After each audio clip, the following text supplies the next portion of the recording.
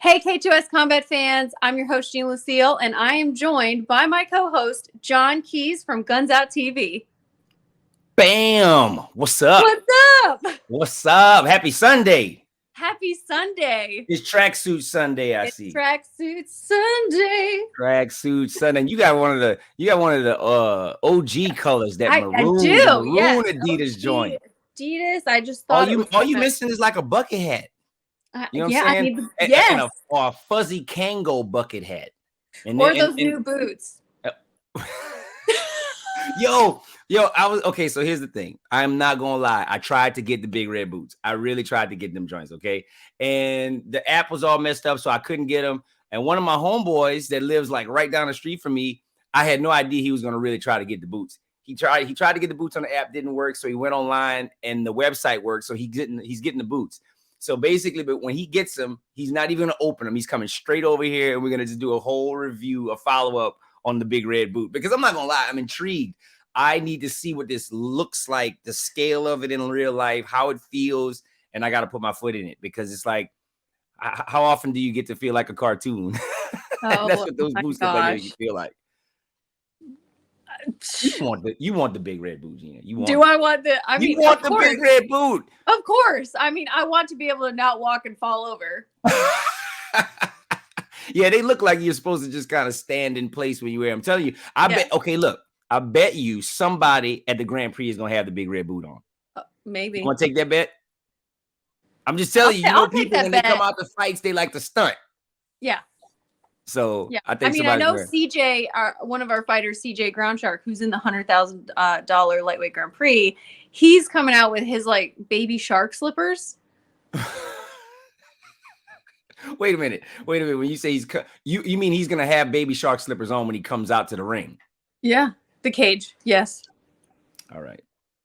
Somebody's gonna come out to the ring in some big red boots. I'm calling it right now. We've already had like halftime performances in big red boots. We've already had people do fashion shows in big red boots. So somebody's gonna walk. Oh, actually, WWE, they already done it. Bam. Oh, okay. WWE. Somebody already came out to the ring in big red boots. I'm just telling you. I like red bottom shoes. You know, I'll wear red bottoms. Hey man, look, the big red boots is about as expensive right now. I tell you that much, because they getting resold. But anyway, this isn't about the big red boot.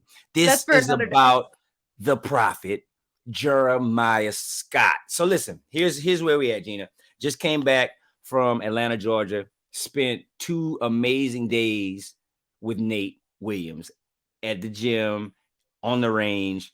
Nate is awesome dude, man. I'm not gonna lie. Like I'm gonna try to not be partial.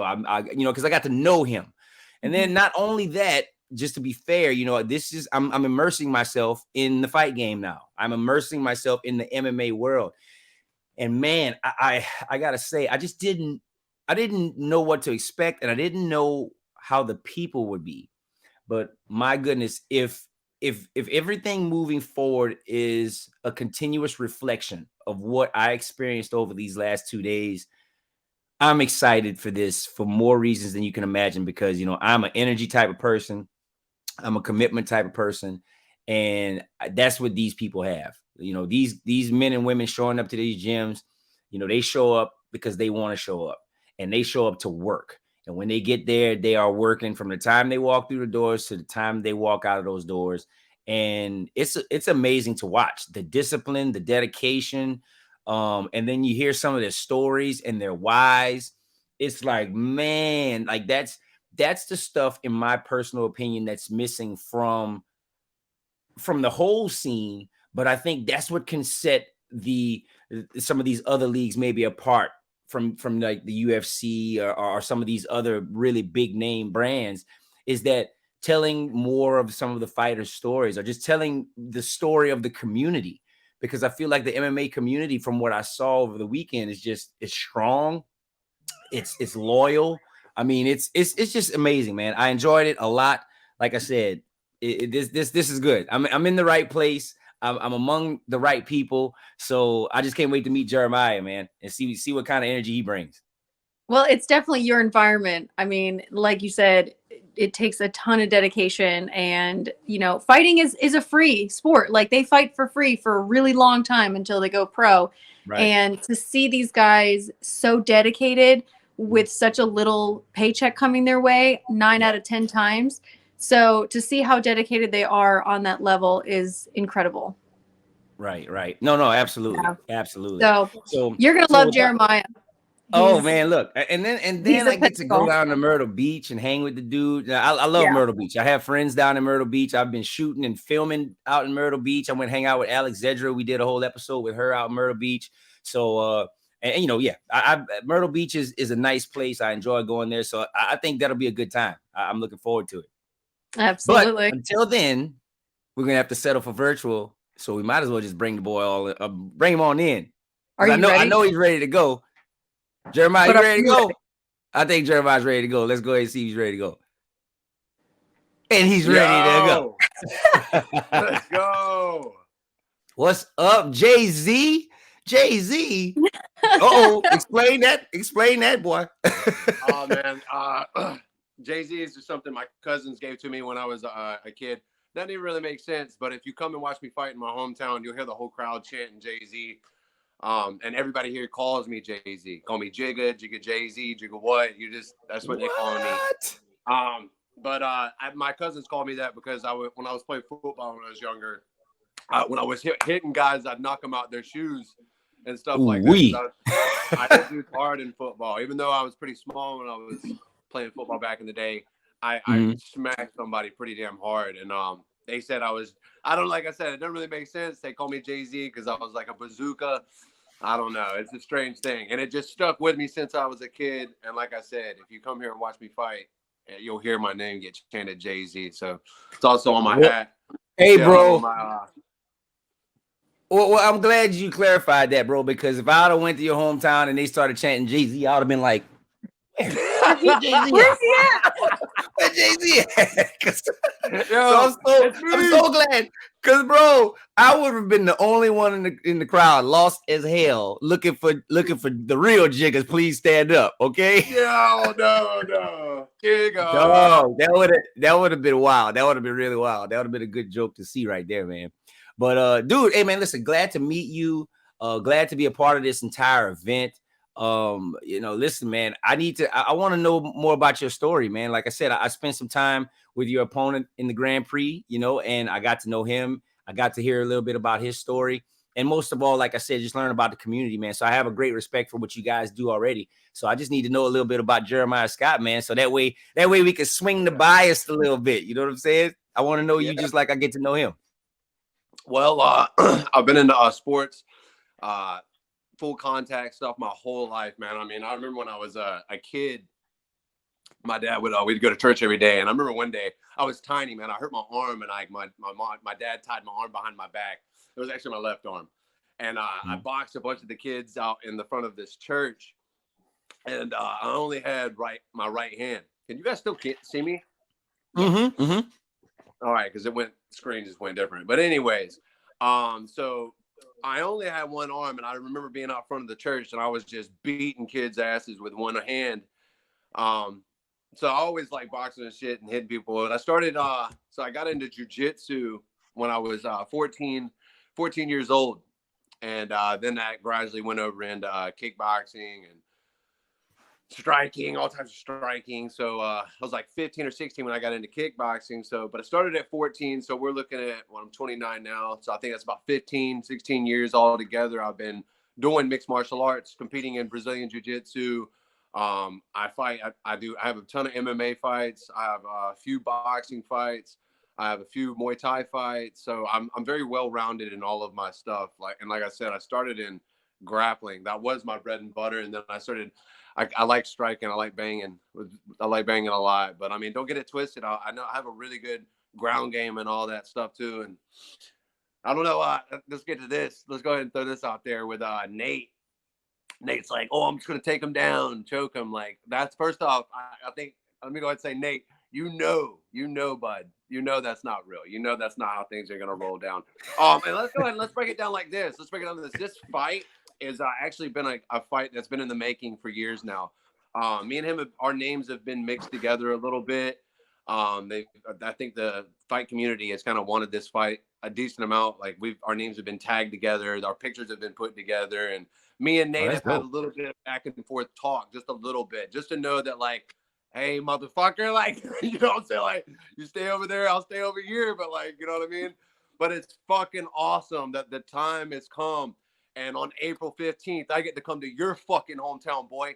I get to come to your fucking hometown. I ain't no bitch. I bring the fucking heat. And they're going to look at me as the main fucking event when I get there. And that's because I ain't no leg humping dude like you, bro. I can fucking take you down. I can fight off my back. And you already know what's going to happen on the feet. So let's just tone it down a little bit for the people out there. And I got a bottle of water. Hey, bro, for real, man. I heard like the whiskey tone come on. Boy, you started coming at the day. Boy, I was like, oh, brother. Yo, for real, boy. You started going. You went full macho man on his ass real quick, man. Damn, That's bro. Right. Hey, listen. Hey, but look, nothing wrong with that, man. This is what you signed up for. You know what I'm saying? This is exactly what you signed up for. You signed to go head to head gladiator style with another grown man in an octagon, bro. And I felt that shit this weekend. Like, that was my first time actually seeing a ring and walking into a ring. Oh shit, for real? And yeah, bro. And I felt the cage. Seen fights live? Not UFC. I mean, sorry, not MMA. No MMA. I've been to several boxing matches. I've been ringside at boxing matches, but to see that cage, to see the scale of it, and then to feel it, and that, bro, now when I see somebody get slammed up against that cage and raked down the cage now, oh my God, like, I'm gonna have a whole different feeling, because I'm surprised that I've never seen somebody's flesh get ripped off. That is like, that's a sturdy, that's a fence, bro. That's a fence. So it's like, I'm just saying, man, like, I got a whole new respect for the thing, man. So like, now, you know, you sitting here and you letting him know what's gonna happen and what's not gonna happen. You gotta bring that energy. And I'm glad you are, bro, because that's gonna make for a great fucking fight. Like, that's what's gonna make the fight. It's gonna be a fucking banger. This is gonna be a really good fight for the fight fans, man. My style and his style, they're like a bar soap and a wash rag, man. They're gonna complement each other very well. You know, I've been training my ass off, man. Like, we were talking a little bit before we got into this video chat. So, but I actually just came out of a fight camp. Okay, so I fought 2 weeks ago. I was the main event in Florence. I fought a kickboxing fight. I actually fought a Bellator vet and CFFC vet, Shogun fights. So he's been around. He's fought a lot of big shows and stuff. So that all being said, I just came out of a hard fight camp with that. Dude, I handled that, man. I beat him all over. Like, I beat the brakes off that guy, to be quite honest with you. I beat his head up, his body up. I tore his legs all up. And like I said, this dude's well known. And I went in there and beat the hell out of him. It's actually been, let's go ahead and break this down. It's been a year since I've fought. On February, I think it was February 5th, it had been exactly a year. So I fought on February 4th. So it was a day short of me being a whole year off. And in my over 10 years of fighting, I've never taken a break. I've had injuries. That made me take time off. But I've never said, you know what, I ain't going to take a fight, or I don't know. Like, I've always been the guy to say, keep my name in the mix, because I'll show the fuck up. Right. So I finally took a year off, and I had a lot of things go on in my life. I got a lot of shit that's going on in my family right now. Just everybody's got their own stir shit. You feel me? So I've had a lot of stuff going on. Right when I took my break, I found out I had a little baby girl on the way. I'll bring her in here in a little bit so y'all can check out old chubby cheeks. That's what's up. So I just been having so much going on, and so that year off was super necessary, man. I needed it to know that I don't have a fight coming up, and I can just kind of just relax, man. You know what I mean? Yeah. It was right before I took that break. I was fighting every fucking month or every other month. I remember after like four of my fights, I'd get done and I'd be limping. I'd be hurting, man. Nose got broken. Then like 2 days later, my coach, Walker Vivian, would text me and say, hey, man, just let you know, get ready for your next one. You got camp coming up. I'm like fucking limping. My nose is busted. I'm like, shit, but let's get it. You feel me? Like, yeah. So like, that's why when I finally took that year off, I was like, guys, like, let me sit back for just a minute. You know what I'm saying? Like my shit's hurting. I need a moment to relax. And then, like I said, I had my baby girl. I got some of my own double shit going on out here and stuff. So I took that year off. I came back main event 2 weekends ago. I feel great, dude. And it's just perfect timing for K2S Combat to be coming here April 15th. Your boy right here, Jigga Jay-Z's rolling in deep to fuck shit up only, baby. Let's go. I have a question for you, Jeremiah. What was it like when you got the call for you to fight for $100,000 in a tournament? Dude, that shit was fucking crazy. I was like, what? Oh, I bet. And like you were saying, Geena, it is Geena, right? Yes. Okay, like you were saying, you were like, we nearly fight for fucking nothing, right? Where's Jake Paul at? Get some money out here for the MMA fans. Oh, shit, but anyway, boy. No, like, man, we've been talking about that, like in a couple meetings, about people to bring in, and the more publicity and the more eyes that get on this, those types of people are actually really interested in this, in what we're doing. So it's not out of question. Yeah. Wow. Well, you guys, hey, K2S Combat's doing it big, man. Like I really fuck with what they're doing and how they're handling stuff, how they've been communicating with me back and forth. It's like, you guys are doing it A1, man. I've worked, like I said, I've been fighting for 10 years. I've dealt with the shittiest of shitty promotions. I've dealt with the guys where I'm like, hey, you got my ticket sales? And you're like, hey, you got my ticket sales? You know what I'm saying? Like, it's like getting crazy. You're like, man, I don't even making no money. I can't even get the damn promoter to text me. Like, I got to put my lights, I got to pay my light bill, you know? Bro, I got shit to do. Like, real tough. But no, K2S Combat is absolutely doing amazing. I got hit up to fight for 100K right when I hit up my coach and said, yo, check this out. They said, sign it in. Let's do this shit. So that's the way we're going. And like I said, I don't know if I said it here, me and Nate, we've been supposed to be fighting like throughout my career. Like our names have been mixed up. When they said Nate, we were like, fuck it, dude. Let's go, dude. Let's do this shit. It was perfect timing. Like you said, took a year off. I got me a little tune up 2 weekends ago, beat the bricks off a man. I'm feeling better than I have. I got 8 weeks from yesterday to show the fuck up. And I'll tell you what, my camp's going to be nasty. Nastier than yours, Nasty Nate. I'll tell you that, bud.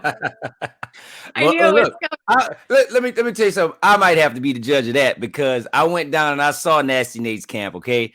And them boys putting in work over there. That's all I can say. I'm not listen, I don't want to let no cats out of the bag, but them boys putting in work over there, bro. Oh, listen, Team Llama, he's at a nice ass gym. I fuck with the guys who at Douglas Lamar. Bro, those guys, I've been watching them since I was a kid. I wish I was over there hanging out with them guys. Them dudes are badass motherfuckers. So yeah, man. He's training at. I know he's putting in good work. I know that.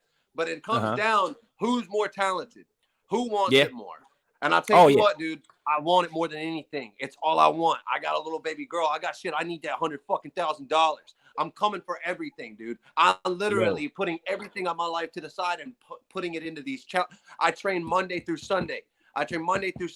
7 a.m. till 9 p.m. And when I get home, I got to get my little girl. I got to feed her. I got to put her to bed. I don't stop. Wake up thinking about it. Go to sleep thinking about it. It's on my mind 24/7, bro. I'm telling you. So this is what I want. This is what we signed up for. And this is what the fans need, baby. The fans want to fucking fight. And that's what I'm giving them. I have something for you. Oh, you do, Geena. Speaking of which, I got a girl for you. You might think she's yes. I was waiting for this too. So hold on, Geena. Let me give you the spotlight real quick. Whoa, so Jeremiah, you can see about to pull it out. Yeah, no, that, you know what? I was about to say something real bad. Anyway, go ahead. You see, I'm not even going to do it now. Go ahead. I mean, the belt too. All right. She said it, not me. Go ahead. Let's see this thing. Are you ready? Yeah. Let's go. Bruh. Yeah. Look at this. You got that thing upside down. Yeah, it's upside down, Geena. Oh, it's a can. Okay, hold on. It's 2K. Dude, bro. Wow. That's nice. That's legit. That's 14 pounds. That's heavy, Geena. Yeah, it's like I struggle with it. Wow, that's some. Hey, you can man, see this is where I'm gonna jump back in with K2S Combat doing what they got to do, man. Like, you know, hats off to you guys. So this is layered with like 5 layers of gold on it and nickel. Like it's legit real. It's not. Yeah, Geena, to show the whole belt, you're gonna have to like get out of the camera. Damn. Yo.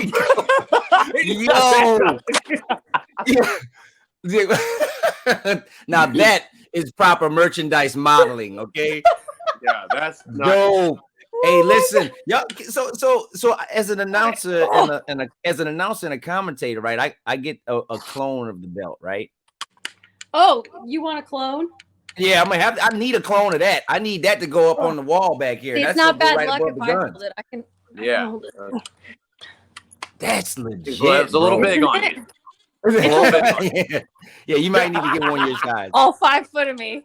Jesus, but like, I mean, it's nice. Bro, that's legit, bro. That's legit, bro. That's something worth. I mean, aside from the 100K, that's something worth fighting for right there too. Hey, yo, put that 100K in front of that, like spread all out.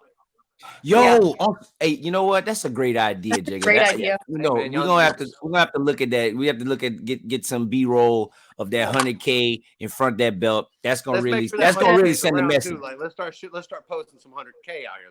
We nobody's seen it yet. Yeah. It's there. Yeah. Jeremiah said, y'all got that 100K, right? Y'all got that 100K, right? Oh, it's there, man. Now I feel it, bro. Look, hey, listen, business. This is a business, man. Okay, so we get it. We get it. That's what's up, man. Jeremiah. So listen. What is your? You obviously are a multidisciplined martial artist. But as of right now, what would you say your bread and butter is? What is your bread and butter offense, defensive strategy? Man, I'm pretty sure most people would say my striking is on fucking point right now. So, but my defensive wrestling, and I got really good wrestling as well, dude. Like, I can take somebody down. Like, I'm telling you, like I said, I'm very well rounded. My jiu-jitsu, my wrestling, my striking, I'm very good in all those aspects. So, like, I'm a problem anywhere you put me. That's why I'm not an easy fight for anybody. People think twice about fighting me because it's not a fucking easy fight to fight me. And also something that I think a majority of the fighters out here have issues with. Like, not everybody's a Khabib. Not everybody out here just shows up ready. Like, you know, every time. How many single day? How many? All right. So you have a job. You wake up some days you're like, oh, fuck, dude. Like, I don't want to do shit. Like, you know what I mean? Or like, you just don't feel good. Maybe you're just sick. You go under the weather. Sometimes every day you're not going to feel like the fucking man. So, yeah, I mean, that being said, what were we even talking about? You're a good audience. Yo, I saw it leaving. It was like I was going somewhere with this, but I ended up somewhere else. All right, we here now. Look, we here now. What were we talking about again? Something that most fighters have issues with, unless you're a Khabib, is that you don't always show up fight day. And also, there's some days like you just like, I don't know, like throughout as an amateur, like you're figuring out what you need to do. You know what I mean? You need to figure out like what kind of like, how do you handle it, dude? I used to be fucking nervous as shit going up into it, but you know, as you do anything in life, it gets easier and easier and easier, right? Yeah. That's another thing that I think I've got under my belt, especially at my last fight I had, dude. Like, I was in the back, I was like, it's fucking game time. You know what I mean? Yeah. Like, at this point, it's like I'm ready to fucking die. You know? And that's kind of mindset you have to have in fighting. You have to have like I don't give a fuck what's about to happen. I'm about to go out there and do whatever it takes, you know? Yeah. No hesitating. Put your foot on the gas pedal and smash it, you know? Yeah. Nah, I asked Nate the same question. I said, what is the difference from what I was seeing in the gym? Like, I'm watching them spar in the gym, and as a non-fighter, right? I'm seeing these guys punch each other, take shots to the jaw, shots to the gut. And I'm just like, yo, y'all not hitting too hard. You know what I'm saying? It was, I guess it got to that point of training where they were all like going at each other. It was like they paired up and they were fighting or whatever. And I'm just like, yo, I felt like they was smacking the shit out of each other. And but then it dawned on me, it's like, if you're training this way and you get into the ring, like, first off, you're building up your own durability, right? taking punches, taking kicks, and things like that. And then you're seeing people different strength to size ratio. So you're gathering and collecting so much data during training. And then when you get in the octagon, when you get in that ring, and it's the lights and it's the crowd screaming and all these other things, it's like, where does all that data go? Where does the data go? Like, do you have, because I'll give you an example. So we always say in shooting competition, right? When we are shooting competition, right before you get ready to engage your stage, a shot timer goes off. Beep. And so before the shot timer, before you engage the stage, you have a stage plan. You walk the stage, you look where the targets are, you know how many rounds you're going to shoot on which target. You know, okay, when I get to this part of the stage, I should reload because I'm going to need more ammunition for this side. You got a whole plan. That shot timer goes off, fuck your plan. Your plan just went out both your ears, and now you're about to just wing this whole thing. Are you sure you're not talking about being a jockey? Like, that's how horse racing is. Well, that must be like that in every sport, but every sport. But like for you, Jay-Z, how do you deal with that? How do you deal with that when, like, you know, Mike Tyson, everybody got a plan till they get punched in the mouth. Everybody got a plan till you get under the lights, you hear the crowd, all this other things. Like, so if that ever happens, or has it ever happened to you? The like not knowing what the fuck to do. Mm-hmm. Man, well, when you see me fight, you're gonna see that like I really hype myself up, man. Like I get hype as fuck in there, and like I said, that's got a lot to do with like I know right now is the only thing that matters, you know. Mm-hmm. So I'm like, I'll be in the back and I'll get my warm up going, and then I'll just start getting hype as shit, man. You're gonna see it. Like I'm unlike a lot of these guys that come out. They'll like come out, they're really calm. Like I don't know. Like you're gonna look at me and you're gonna say, "This is what this fucking dude's been getting ready for his whole life." You're like an uncaged animal, dude. Exactly, man. And I feel like that when I'm in there. When I'm looking at him across the ring, I'm looking at him like, dude, like Monday through Sunday, all the dieting, all the shit that I stopped was for this moment right now, and you're in the way. Like that's a problem, and that's a bad place to be for anybody. So that's where I go mentally, man. It's like I just fucking, dude, this shit's hard. This shit's fucking hard. All the training, the getting up at 6 a.m., getting to the gym, getting done with my training session, going straight to work, getting off work, going straight back to the gym. Like it's not easy. And like we just talked about, we don't get paid much for this shit. I'm a fucking weirdo for wanting to do this shit. You feel me? Like what drove me as a man to be like, this shit right here, this is what I want. I want to fucking fight people. I want to get in scraps. I love when I was explaining today, my favorite way of when I get a fight, I love getting a win. I love winning, right? But it's the best when you get a nice dub, you got maybe like a little cut, your shin's hurting, you're limping a little bit. I had to go through some shit to get it. You know what I mean? I like the hard route. I like the hard route in the game. I mean, of course, if I go in there, boom, or get a quick sub and shit, I mean, of course, like, yeah, you know what I mean? Payday. Oh, and of course, with the K2S combat, I don't know how fast they're separating us fights back to back. But I mean, I think the less damage I take would be probably better. Right. The more prepared you are. Yeah. So what's the deal on that, by the way? How far are they going to separate these fights from each other? So I believe they're mapping out these semifinals. It all depending on how April 15th goes. And so they've got Texas and North Dakota, June and July. And then after July is going to be when the semifinale is. So depending on who is in the semifinale is kind of depending on where they're going to put the show. Okay. All right. So right at the end of July, maybe early September. My man is marking his calendars. He's like, yeah. Well, one thing about you, Jeremiah, you've never taken easy fights. You can tell when you look at your record, even your amateur career, you've always been someone to just, really challenge yourself and take it on. Let me get into that. I'm gonna tell y'all my mom actually, this is crazy. My mom would pick my fights for me. And if you've ever seen me fight, my mom and dad, they're fucking crazy, bro. Like they're in the crowd.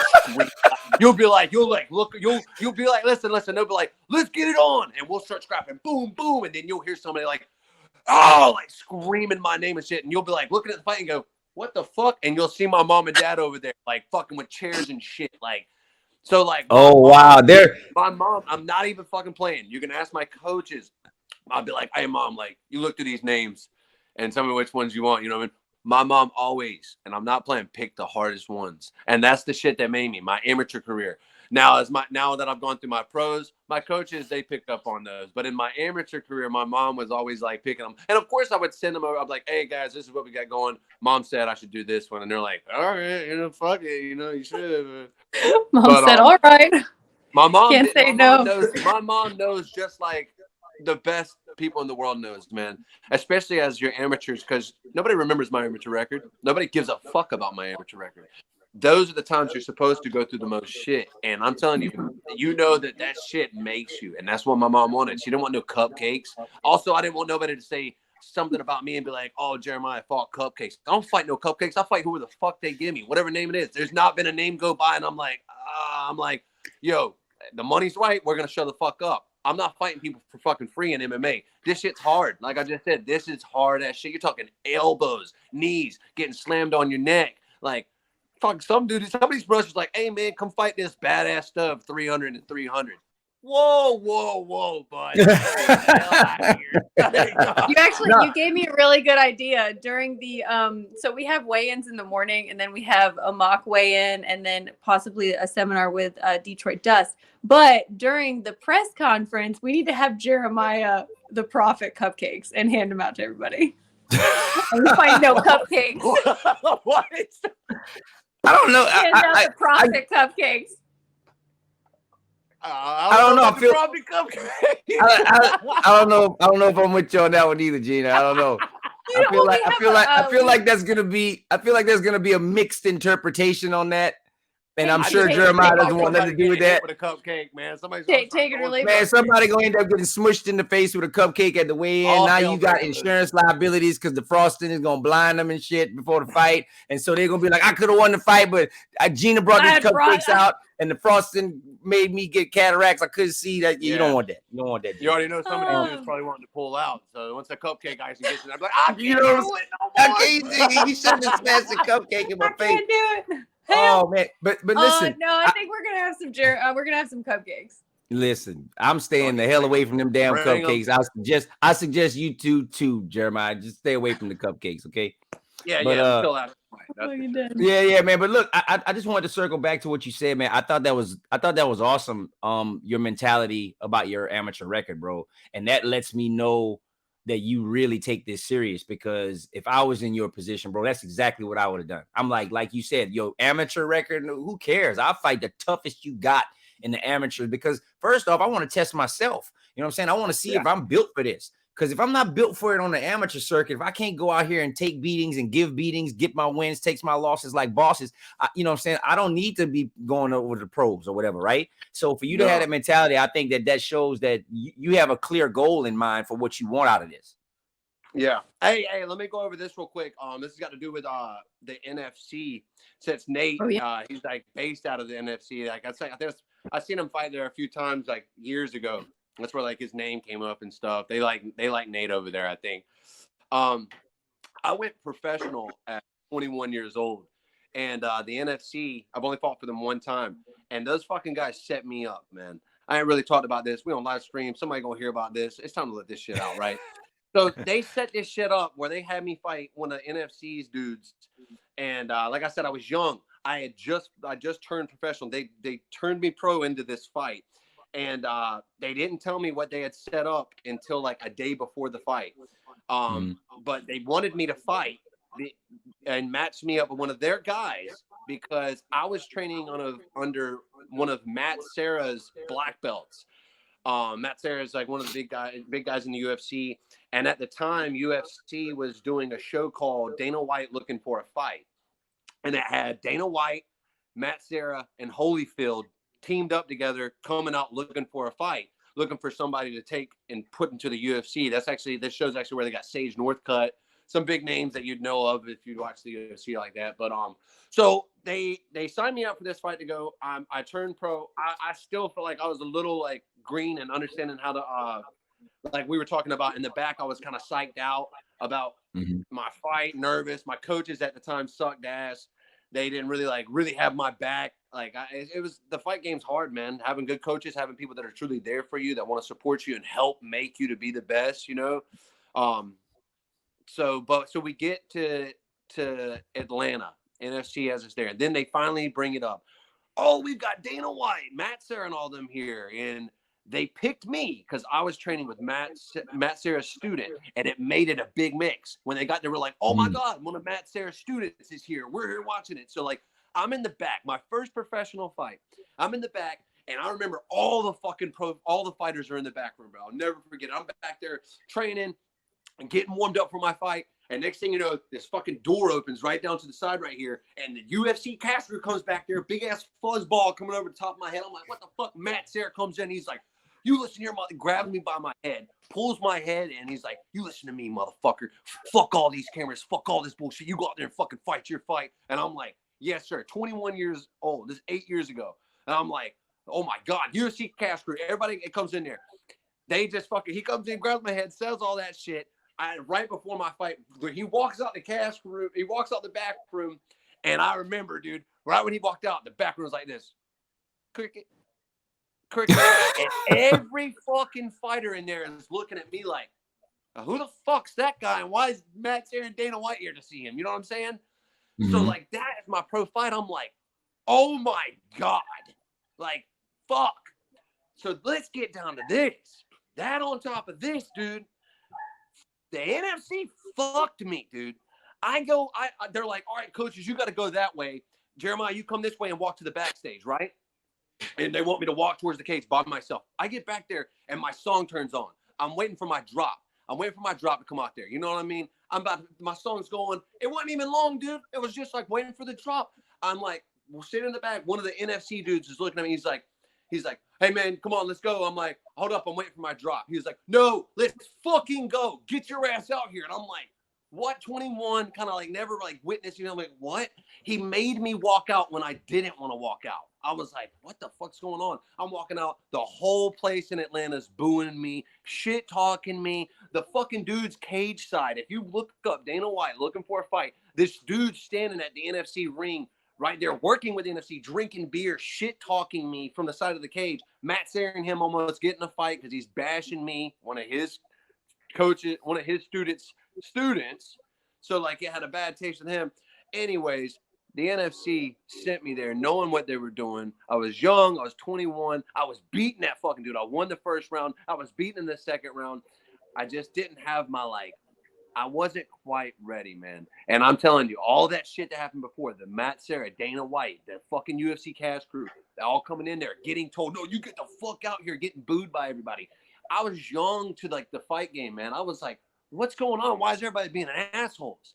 That's what's framed me. That's what's made me. So when I walk out in Atlanta, in his hometown, and everybody's doing this, I've been built in the community for this shit. They've made me understand that these people don't give a fuck about me and how hard I work my ass off. If I'm a dad, the shit that I go through in my day-to-day life, we all got issues. We're all working our ass off, and we all have our own reason in fighting, and I know mine now. And that's why April 15th, K2S Combat, your boy's fucking showing the fuck up, and it's going to get fucking crazy in that bitch. I am so excited, man. So excited. Let's fucking do this shit. That's what's up, dog. Damn, cuz. So basically, in a nutshell, you was forged from fire, is what you telling us.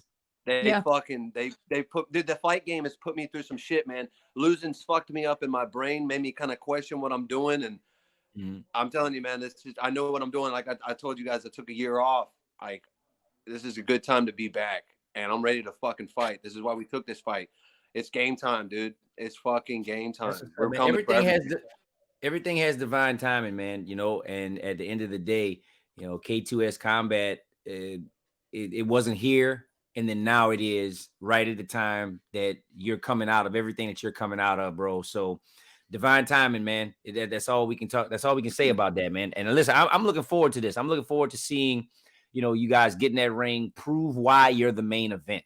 Okay, that's my thing. It's like everybody doesn't get the main event. Everybody wants main event. You guys earned main event, right? So just get out there and show everybody why you earned it.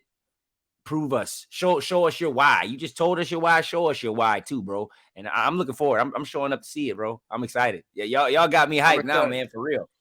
I'm excited for you to come here. Who's coming here? Y'all both coming here on March I think it's March 2nd and 3rd, or March 1st and 2nd. Yes. I believe it was the 4th. Yeah, I think it might have been the weekend. Look at the calendar. Let's just double check the calendar. Yeah, I'm gonna look at it real quick. Hold on. Either way, I'll be. Yeah, ready. 3rd and 4th is well, yeah. So it'll be the 3rd and the 4th. But if we can, we'll talk offline about that. But it'll be that weekend. Yeah. Yeah. I'm excited to come and see your camp. And one thing about K2S Combat is the focus on the fighters. We're not trying to have an in and out of fighters. Like, we want consistency. We want our fighters to sign with K2S. And, I'm speaking for K2S because I'm in all the meetings. So they want you guys to be invested in the company, and they want to promote you. They want to showcase you guys so that the fans, like John's fans, Rambo's fans, Timmy Dunn's fans, those guys can fall in love with you guys and become your fan. Well, yeah, no, and that's why I'm doing what I'm doing, bro. Because like I said, it was important for me to go down there and meet with Nate. It's also important for me to come down there and meet with you, because if I'm involved with something, I like to know why I'm getting involved, and seeing the community and seeing the opportunity is provided for so many people.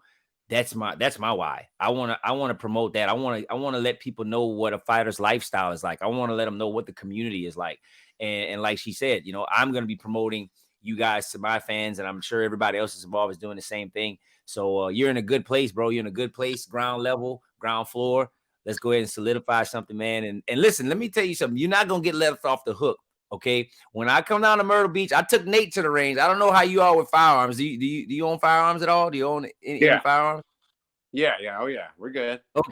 Okay. All right. So I'm going to take you to the range, and I'm going to bring you into my world, because you get to bring me into yours. I'm going to bring you into mine just for a brief minute, just to see how you handle. But listen, there are some very obvious parallels from the martial arts of combat sports, hand-to-hand combat sports, and firearms training. And Nate got to see that firsthand, and he fell in love with it, man. He really enjoyed our time on the range, and I'm looking to be able to do the same thing for you. Yeah, I go to the gun range a good bit. Me and my coach Walker Vivian, my teammate Clay Chestnut, we go out to the range a lot. We'd be shooting tan right up and all kinds of shit, whether it's snipers, rifles, shotguns. We shoot the discs. We do all that, man. We go out there and have fun. So we like to bring 2 guns out there, Bobo.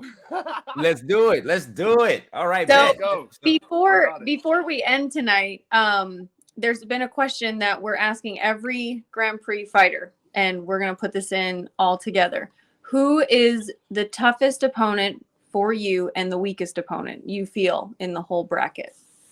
I think I got the toughest one coming up first, and it's because his fight style is like he likes to grab a leg and try to jump on you and hold you around. So nobody really likes to fight those type of dudes. You know what I mean? Nobody really likes to fight that type of fight. So I think once I get Nate out the way, the rest of the stuff should be a lot smoother. Not saying any of the fights are easy. Every fight's a tough fight. I'm just saying the dudes that just want to, hump legs and shit, they're dudes that are not going to make for a fun fight. So I'm going to have to make it a fun fight. That's my job. Okay. I'm glad you said that, man, because when you say every time you say hump legs, I'm like, damn, dog, you going to disrespect them like that. But I get it, because listen, I told Nate, bro, I was watching training, and I'm watching all the guys that are grapplers, right? Take people down, and that struggle on the ground. I'm like, bro, do you know how fucking mad I would be if somebody if I'm a striker, just holding you, right? I know I will 1-2 combo, knee, elbow your ass, but then you take me down and you neutralize that shit. I'm about to bite your ass. Get off me. You know what I'm saying? I don't want you to hold me down. I get so you see bro, I would be infuriated. That's all I'm telling you. I would be so infuriated. And John, it racks up time in the cage. So when you're fighting and you're neutralized and you can't fight, and you've got to crimp and get out or get a leg in and get yourself back up if you want to strike with this person, then you run out of time. Yeah, man, it's frustrating. I saw what I saw was frustrating. So I just appreciate you saying that, like nobody really wants that fight. And if I was a fighter, I don't think I would want that type of fight either. I don't know. No, that don't look fun at all. Is just going to try to come in and grab you. And I do think Nate, sometimes if you watch his fights, he does like to play the game a little bit on the feet. He's not no bitch on the feet. Like he'll let you know what's up. But I think once you start to touch him a little bit, you start seeing him. He starts to panic, and he starts hunting that leg. He's like, you get that leg hunting. He start leg hunting on you, huh? Like if you can, boy. That's what's up, man. Well, man, look, I appreciate the time you gave us today, Jeremiah. It was a pleasure meeting you, bro. You bring a lot of energy to this thing. I could tell you're passionate about it. That's awesome. Can't wait to see all of that energy get expensed in the ring. Leave it all in the ring, because that's the only way you'll know that you did your best, bro. And I know you know that already, man. But look, you said you was gonna let us see your little newborn, man. Let me. Yes, sir. I got a little baby fever over here, man. When I get the opportunity to see little babies, though, I like little babies. I don't need no babies right now, though, but I like looking at other people's babies. I want to see a little baby. I want to see a little prophet baby. I want to see what this little looks prophet like. baby. Little prophet baby. That's what's up, man. He's real proud, man. He's got the South Carolina flag up there. That's what's up, man. I like that. I know. A lot of pride in this industry. Yeah, it's gonna be a fun time going down there. Mm-hmm. Yeah. Oh, there she is. Hi. Oh, look how beautiful. She's gorgeous, man. Dang, dog. Man, you did good, dog. You did good. What's her name? Her name is Maya. Oh, wow. There you go. Nice. My name being Jeremiah, her name being Maya. Same thing. MIAH. That's dope, man. Well done. Look at you, man. And well, that's a why if I ever saw a why. Hey, man, I'll tell you what. That's my last fight. I had my coaches in the back room, you know, and I said to him, I was like, yo, I'm a fucking dad. And my little girl was there at my last fight. I gave her a kiss right before I went in there. I got some shit going on in my life, man, with like just my dad. And I'm not going to get in detail with that. Nobody wants to hear all this shit. But my daughter and with what's going on with my dad. The other day I was doing wrestling rounds and I was tired. And they said one more. And I was like, fuck, one more. And I looked at the clock and I saw there was only about 10 seconds on the clock left till the next round started. And I got up before that round started because I started thinking about my dad and my daughter. I have wives. And I have a lot of skill to back this shit up. So I'm training my ass off every fucking day, dude. On April 15th, dude, it's game time. We're coming for everything. Let's do it, man. I'm excited. Jeremiah, it's been an absolute pleasure, bro. I look forward to meeting you live and in person in Myrtle Beach. And so where are we getting this? Somebody has entered the chat. It sounds like, what is all that feedback? I don't know what's going on. Somebody's typing over there. But anyway, yeah, man, looking forward to meeting you live and in person, man, hanging out, checking out your fight camp, taking you to the range, having a little bit of fun and just breaking some bread, man. This will be out kind of like the last hurrah before it's all business till April 15th. So listen, like I said before, make sure if you're in Atlanta, the weekend of April 15th, you need to come to this event. You need to come to this show. This is going to be a banger. I'm telling you, I met a few of the guys that's in the Grand Prix over at Nate's gym. Listen, Bimmy Sola, my man, Bimmy, okay? He's a headhunter. I was watching him train. I was like, dude, this dude is hungry on the undercard. So listen, they have some really skilled fighters that's gonna be on this card. You definitely don't want to miss it. Geena, I'll leave it to you. All right, K2S Combat fans, that does it for today's episode of K2S Combat Exclusive with the one and only Jeremiah Scott, the Prophet, fighting for this big ass belt right here. I'm ready to give it away. It's heavy. I'm done. And we're out.